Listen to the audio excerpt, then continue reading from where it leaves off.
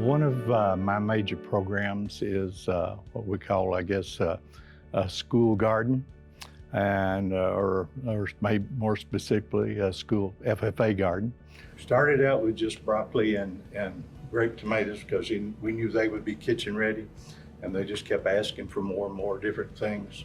One of my major programs, of course, is a large school garden that we do in cooperation with the vocational agriculture program, and of course with the food service at the school system.